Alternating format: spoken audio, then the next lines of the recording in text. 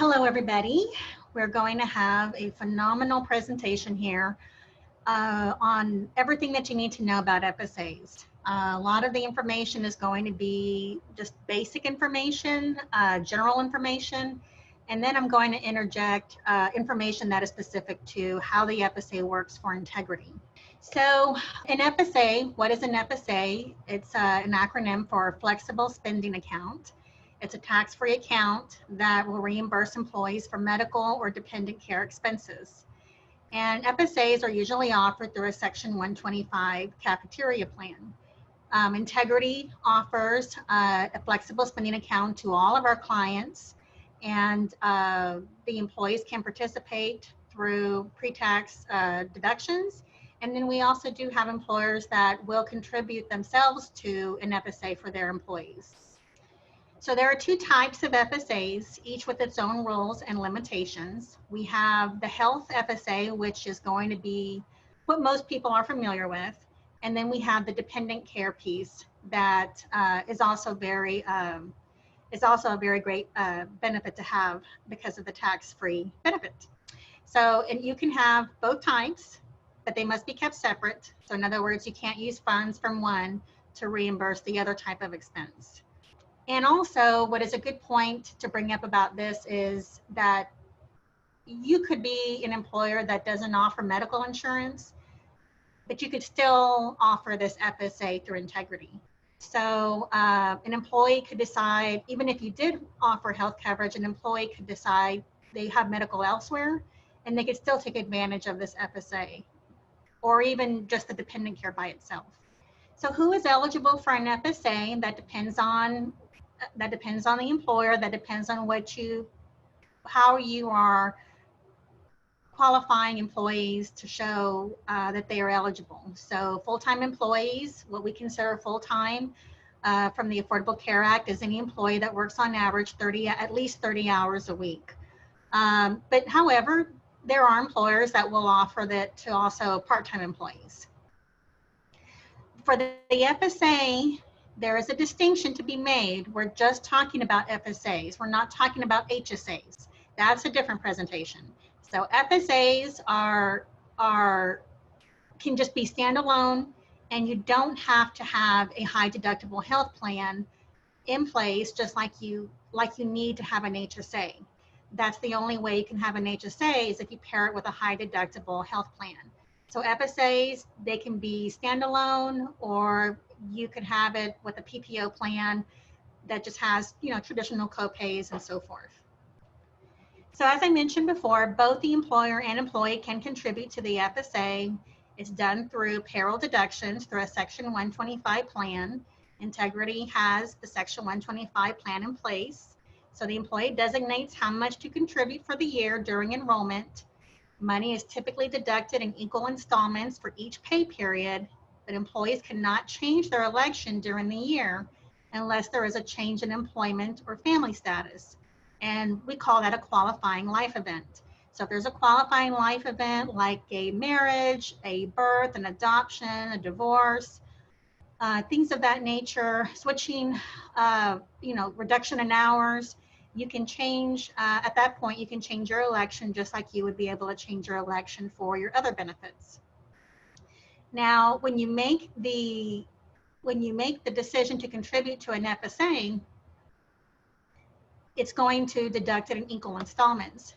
However, you can decide if you decide that you want to put in the whole max, which is $2,700 right now on our plan, then you could say, well, I want to go ahead and pay that out over 3 checks.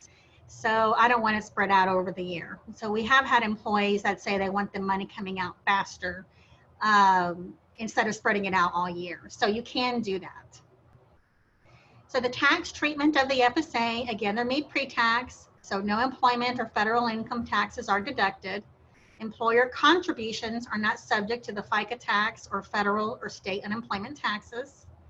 Employer contributions are not included in the employee's gross income, and the distributions are tax-free. So they must be used for qualified expenses, which we're going to go into a little bit more detail here on what is considered a qualified expense. So when are these funds available? So this is going to work differently, again, than an HSA. So FSA is a really awesome benefit because our plan year is now going to be January 1st to December 31st. So when open enrollment comes, I could say that I want to put in $1,000 for 2021. And here comes January 1st. And obviously there's no way, I probably haven't even gotten paid yet for 2021.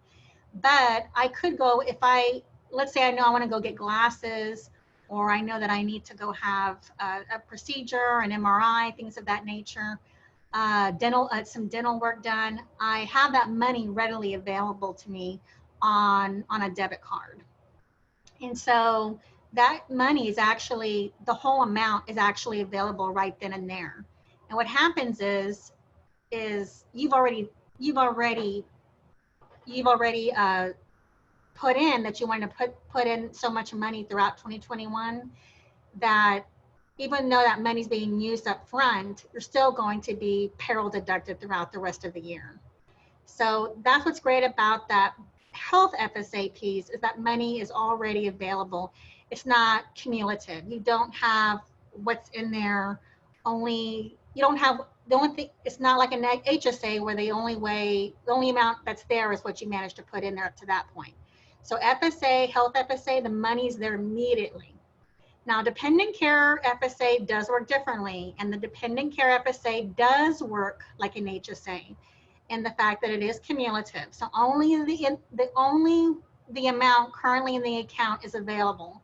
So whatever has been payroll deducted up to that point. So if you said, I want to put $5,000 away into the dependent care FSA, and we've only gone through 3 months, and we've only gone through 3 months of the year, then whatever you've been payroll deducted for those 3 months is what is available on that, is available for, to be used for dependent care. So this is really important. The employee owns the account, but the funds expire at the end of the plan year. I want to emphasize that this is not a rule put in place by the employer. This is not a rule put in place by Integrity. This is IRS law. So if you've never put money into an FSA, I always recommend that you start conservatively, because except for 2 exceptions to this rule, what you put in there can be gone. And I one time had an employee of a client that put in the entire $5,000 for dependent care, and for some reason 3 months later into the next year remembered she had done that and wanted a refund of the whole $5,000. She couldn't get the $5,000 back. It is specifically outlined in the IRS regulation. The employer cannot give it back. So I highly recommend that if you've never done this before, to always start conservatively. Really think about, well, what you pay for your prescriptions every month, how many times you go to the doctor, add up all those co-pays, and really start there. And that's exactly what I did when I first started this. I started with $10 a paycheck. I started doing that in like 2008. And so just really think about what you're going to be using it for. The grace period, you either, as an employer, which you have a decision to make whether you're going to allow a grace period, or you're going to allow a rollover. So Integrity, as the co-employer, we have decided to allow a grace period. So what that means is that we've decided to offer a grace period of up to 2.5 months for any employees that have not, by the end of December, any money that is still left in your account, we're going to give you 2.5 months into the next year to continue to use those funds that are available to you. Whatever is not used by the end of that 2.5 months is lost. So Integrity offers that, and again, that's going to go through March 15th. and that's using any FSA funds from the previous calendar year. So let me explain what that means. I think people have a tendency to get this mixed up with a rollout. So this is different in the fact that the end of the year has come to an end.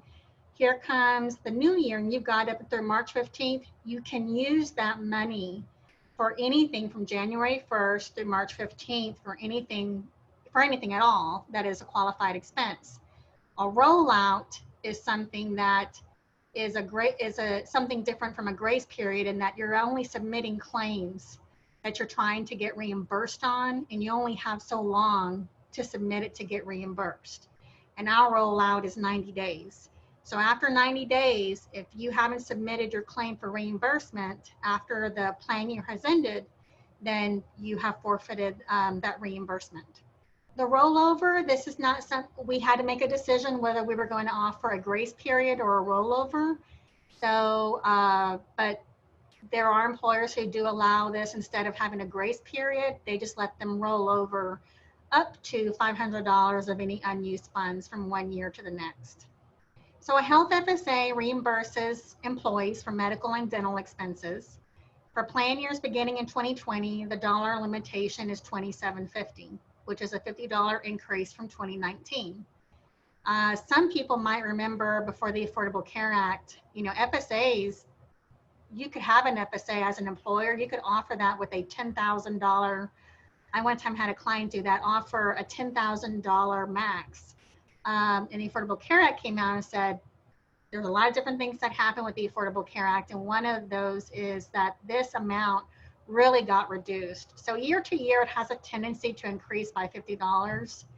Our plan year right now, actually, we first rolled out this FSA November 1st of 2019. So in 2019, the FSA max was $2,700. Our plan year actually expires October 31st, but we're moving towards having a January 1st renewal. So for November and December, we're going to have a very short plan year for November and December, and so the max for November and December would be $2,750. I have not received anything, any intel yet as to what 2021 is going to look like in terms of what that max would be. So, so not only can you use that FSA for medical expenses, but you use that for glasses as well, and you use it for dental work. There are people that will go in, and I've done that before, where I've gone in and had my eyes checked. I know that I'm going to be getting glasses, and I know exactly how much it's going to cost. I put in for my FSA, and here comes January 1st. And then I use my debit card, and because all that money is already there. So examples of eligible expenses include deductibles, co-payments for health and dental, eye exams, eyeglasses, hearing exams, hearing aids, prescription drugs, anything that exceed the annual frequency covered by the plan for physical exams, for example. Medical equipment such as crutches, bandages, and diagnostic devices, and insulin and blood sugar test kits. It used to be, this is what is ineligible right now. It used to be, I'm sure a lot of us can remember, you could walk into Walgreens and buy Pepto-Bismol and Tylenol and everything else and use that under your FSA. But unfortunately, that is not the case right now. So you could go pick up those drugs and have it and use your FSA card for it. However, it actually has to be prescribed. And so if your doctor, even though your doctor prescribes it, the next step is that the insurance carrier has to cover it. So unfortunately, the over-the-counter drugs, it's not the same like it used to be. So unless it's accompanied with a prescription. Of course, insulin is an exception. What's also ineligible, things that you cannot use the FSA for, are premiums for individual health insurance coverage, Medicare, premiums for group health coverage under the spouse's employer, elective cosmetic surgery, unless it's to repair a congenital abnormality or injury or to restore a bodily function. An exception to this would be breast reconstruction surgery following a mastectomy. So debit cards. Integrity's FSA administrator is Omega, and whenever you enroll on the FSA, you will get a card, and it looks like a credit card, and that's what you're going to use to purchase your glasses, to pay your office visit copay, to pick up your prescriptions, all that good stuff. So just when you do enroll, if you do enroll in the FSA, keep a lookout for that card. It's very inconspicuous looking. So some people might throw it away and think that it's just junk mail. So you always keep a lookout for it when you enroll in that. Sometimes, once in a blue moon, and even I've been asked for this, sometimes you might be asked to provide a receipt to verify that the expense was eligible, even though you already paid for it. And that's just the administrator doing an audit, just trying to be able to show proof that that what's being approved is actually a qualified expense. So if an employee leaves or is terminated within the plan year, the health FSA is still available, only if COBRA is elected and contributions are continued. Most employees don't choose to continue the COBRA. It really depends on how much money is in there already. And I also say that because the contributions being made to the FSA are no longer pre-tax. So now they're post-tax, since that's no longer being payroll deducted. And so the employee may not take the account with him or her. Typically, it's only available through the end of that plan year when COBRA is elected. So most employers don't offer an FSA because of the expense. There are expenses involved with offering FSA. There's a setup fee, there's a monthly administration fee.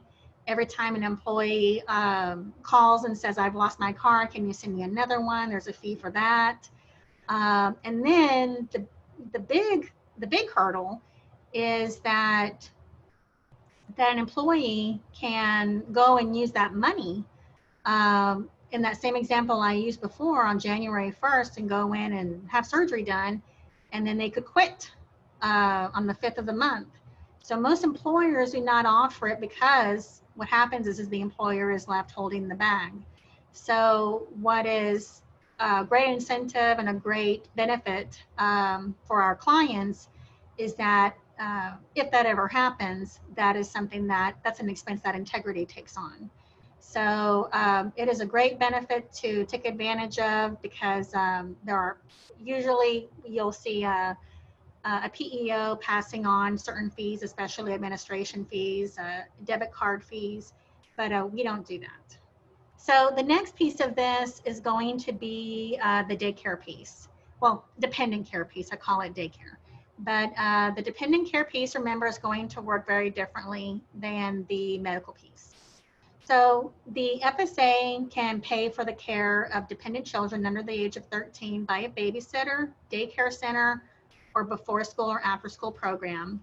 Care for a disabled spouse, parent, or child is also eligible if the individual lives with the employee and cannot care for himself or herself. Care must be provided to keep employee and spouse gainfully employed, and care must be given during normal working hours. For example, babysitting on a weekend for recreational time is not allowed. So the dependent care, remember, you're only going to be able to use what you've already put into it. So you're more than likely going to find yourself paying out of pocket first, and then getting reimbursed, depending on how much money you've already put into it. And also another thing is, we've come a long way in terms of technology, but you want to ask your daycare center up front, if they will accept your FSA card. If not, then you're paying out of pocket, and then you are getting reimbursed. So the annual contribution limit for a dependent care FSA is $5,000. It's $2,500 for a married individual filing taxes separately. The employee's earned income or the spouse's earned income, whichever is lowest, which usually the lowest is going to be $2,500.